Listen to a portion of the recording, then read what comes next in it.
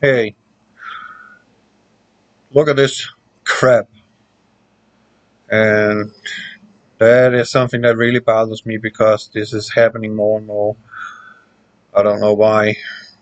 It seems like the trucking industry today is just hiring whatever to drive their shit instead of making sure that they have drivers that is safe. So this is Sulphur Spring, Texas, I-30 East. Now take a look at this. This is a sequence of 33 seconds. Hi, Roga. How are you doing? Okay, let's run it. Here he comes. Knight Transportation, which is also Swift Transportation now. A couple of years ago, Swift made the largest truck company acquisition by buying up um, Knight Transportation. And as you can see here, he comes right in front of me, and I actually have to dive to avoid. And here in a moment, I'll explain the situation a little further. So we back to square one, and you get to see this one again. So I'm writing to all of those I can find emails on because I called them and I needed an email for safety, but she just switched me back to the switchboard, so it seemed like she didn't want to care about that, but I care, so I'm not giving up. So I say my name is Henning Kemner, I'm a professional driver. On 03/26/22, just around 10:30, I just fueled in Sulphur Springs. I'm returning to I-30 East to complete my job assignment. I'm going to Mount Vernon, Lowe's distribution center. One of your dedicated drivers driving a red International ProStar with a Cummins trailer number 9966 is deliberately trying to create a potentially dangerous situation with me.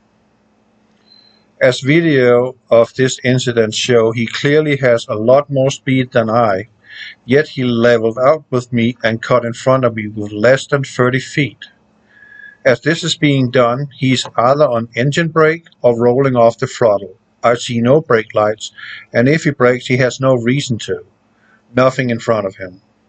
It triggers a collision warning in my truck, therefore I dive to the left lane to avoid any collision with him. Meaning I don't care if anything happens to my trailer, I don't want anything to happen to me. I want to be out of the picture. That's how I see it. From my standpoint, he can be glad I'm not his safety officer because I would have him turn in his key.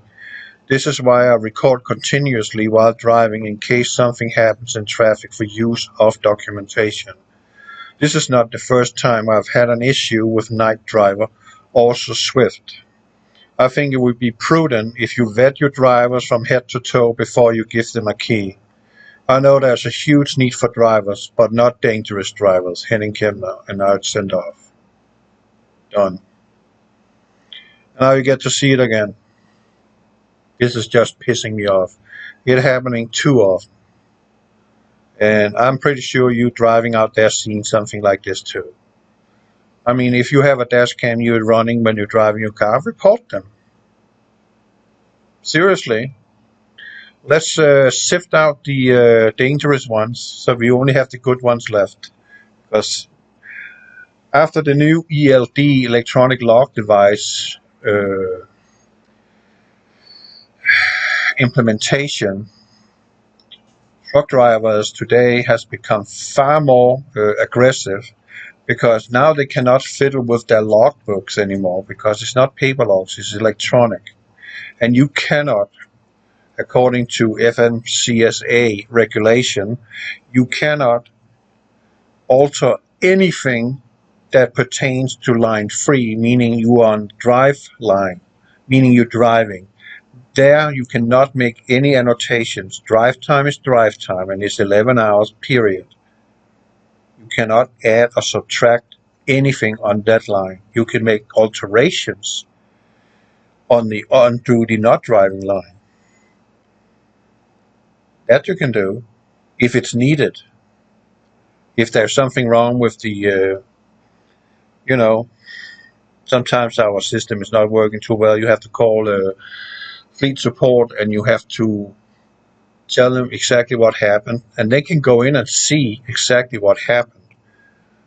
And they can see that here's a reason for why we need to do an annotation to the logs, because there's a discrepancy that is not in my favor, but you didn't do anything wrong. So therefore, we are, by that, fixing the problem, so do not get in trouble. I came back one weekend, and I had logged out of the system, shut down, log out, which I have to do when I leave my truck. I have to log out of my ELD. Next morning, log in again. If I leave the truck, if I'm in it, I don't need to do that.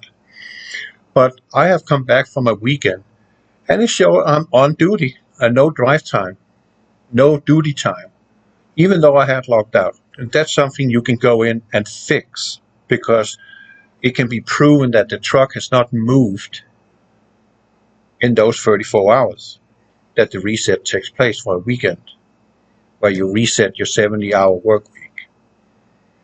Stuff like that you can do. But on the drive line, you can't do that. And that has caused a lot of drivers to drive very aggressive now, and the incidents with semi-trucks involved is up over 30% due to that. It's sad. Yeah, it's also sad that we could fiddle with the logs, paper logs, and drive more than we actually are supposed to do. But anyway, they can also see that if they really look carefully, they can find out that you actually been driving 800 miles that day. That's easy, because there's something called a computer log in your truck that they can actually access, and they can see exactly how many hours that truck and how many miles that truck has been driving since login, or since it started moving from that moment after a reset. They can see that if they want to. But now they don't do that anymore. Everything is electronic, everything is monitored. So it is what it is. But that causes a lot of aggressive driving. I've seen semi-trucks driving up behind a car and literally pushing it. Get out of my way, I need to be there fast. I need to get there, I need to get there, I need to get there. Well, you ain't getting there faster than traffic allows, dude. So just sit back and enjoy the ride, because there ain't anything you can do. You can't make up for lost time either. It's gone. So here he is again. Clearly watch what he's doing. He is clearly much faster than me, right? And then watch when he passes me with the end of his trailer, what happens. Pay very close attention to exactly there what happens.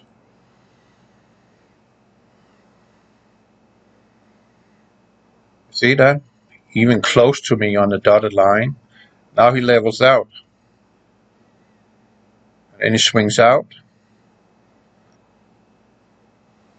And now he gets right in front of me, putting his blinker on. And that triggers my collision alarm, because he's slowing down. He's deliberately doing this. Why? What's the point? Seriously, what is the point of doing this? Other than being a jerk. Then here he comes up and intimidate. And you find out, okay, get back in where you're supposed to be.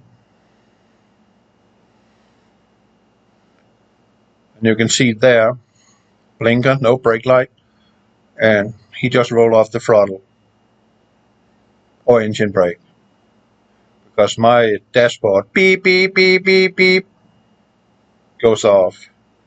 So I dive right out immediately, get away from him, because you don't know what he's up to, right? You can't read his intentions. I can only see his intentions. I don't know what extra he's up to here. So he's reported to everybody in his company.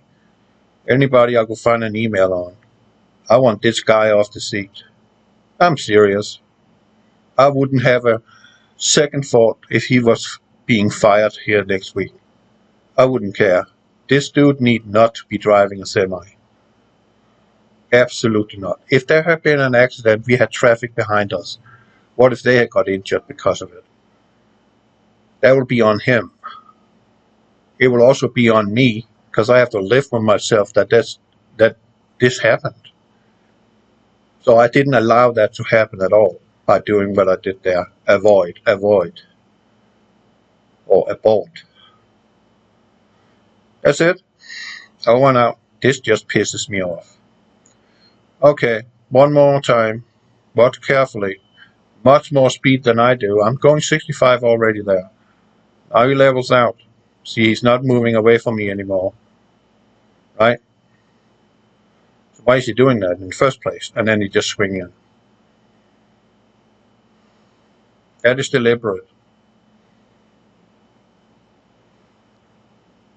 No more, no less. Over and out. God bless you.